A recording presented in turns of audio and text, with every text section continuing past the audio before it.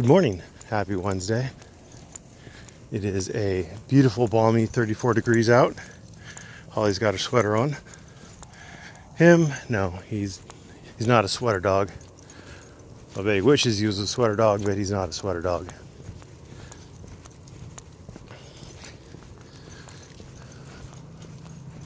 Dunning-Kruger is an amazing thing. I mean, I experience people who think they know things. They don't understand technicalities of the law. Now, I'm not an expert in everything, but you could count me as an expert in the law.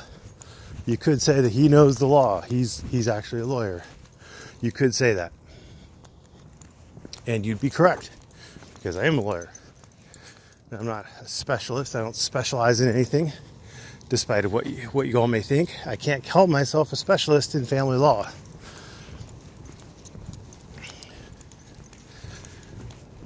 But I could testify as a legal expert about the law. My credibility wouldn't be great considering my relative inexperience as a lawyer. But like on a legal malpractice case, I could testify as an expert about the standard of care, et cetera, et cetera, et cetera.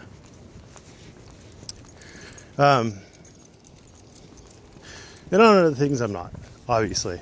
So I'm sure that I exhibit signs of Dunning-Kruger myself. I am certainly not perfect.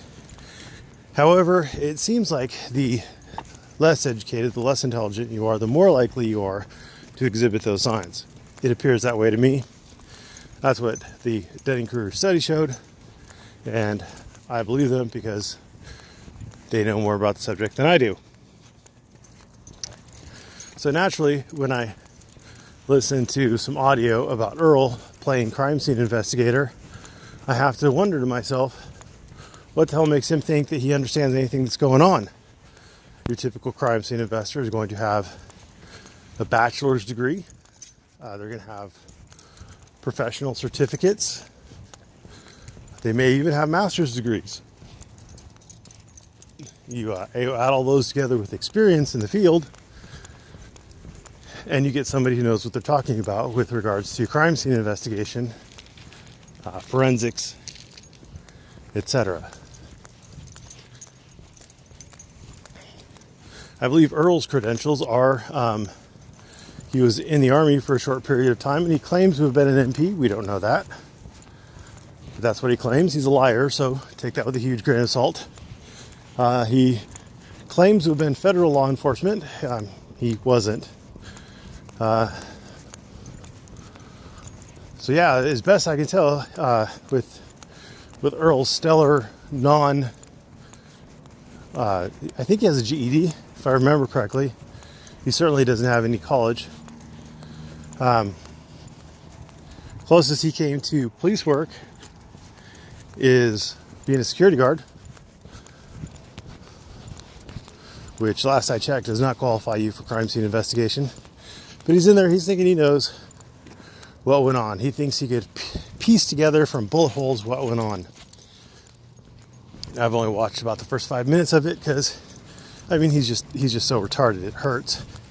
And let's figure out why. Well, in the very first few minutes of his little interview with John Phylax, he states that a witness heard 4 shots, 2 big booms, 2 small pops. Okay, and then he testifies that there were 6 shots fired by the guy with a .357 Magnum loaded with .38 Special. I don't know if that's possible. I don't know if that works. Assuming it does, okay, that's 6 shots. That's not 2 big shots or 2 loud booms and 2 small pops. That's 6 shots minimum. If he shot 6 times, that's 6 shots. And then he says, well, you know, one of the guys breaching with the shotgun shot the dog. Well, that's 7 shots. Oh, and 2 people were killed. That's at least 9 shots. You see how just simple math means that Earl is bad at being a crime scene investigator?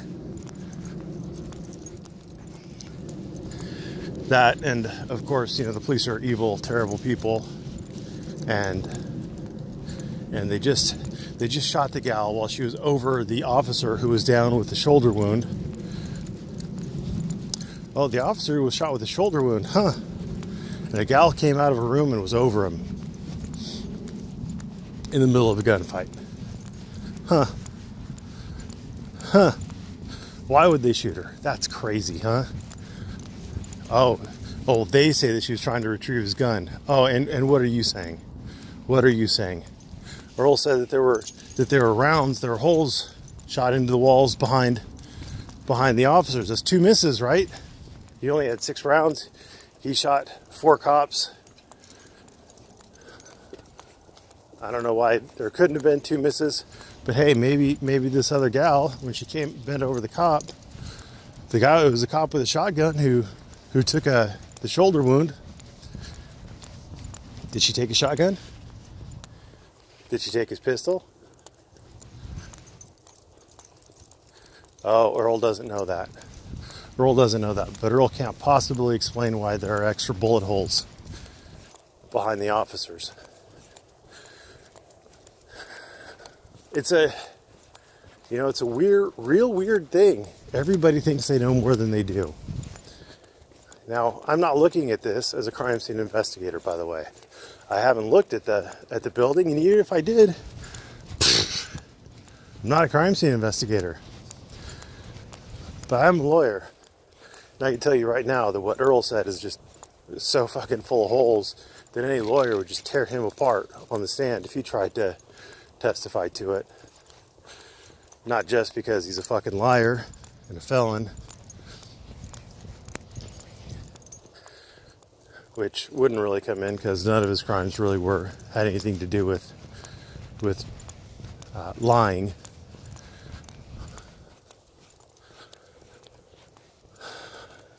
But anyway, just from the story he was recounting, it was so full of holes just in the first, I don't know, 3 minutes, 4 minutes. I just couldn't stomach any more of it. Then I tried to watch, there's an Auditing America video. Assaulted, attacked because I'm black or something like that. It's funny. Again, I watched like 3 to 5 minutes of it. Couldn't take it. He's got a bunch of bus drivers upset. Just from the thumbnail, we know that at least one white bus driver was upset, and we know a black bus driver was upset. So he was upsetting everybody equally. Black driver asks him, or tells him he's doing it because the bus driver's black. I can't believe you're playing the race card on me, bro. I can't believe you're playing the race card on me. And then what does he do? He turns around and plays the race card in his title. But hey, it's working. It's working. He has 22,000 subs. He got, as of this morning, 25,000 views. It's working. There's a reason why you see all those videos marketed with the clickbait titles.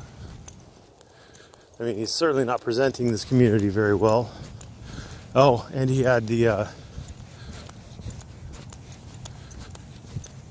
his top comment that he pinned, his own comment, he was campaigning to get the bus driver fired. So congratulations. I mean, we're holding our bus drivers accountable now.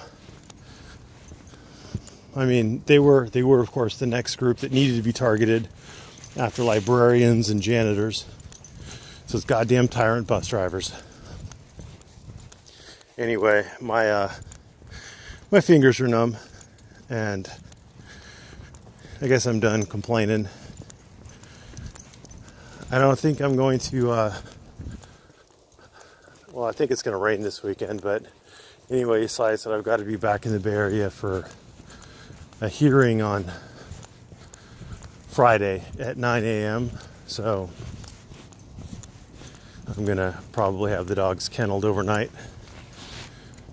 from Friday to Saturday, or I'm sorry, from Saturday to Thursday to Friday. So there probably won't be a Ramblin while Amblin, even if it's not raining on Friday morning, just so you're aware. Anyway, thank you for watching and have a great day.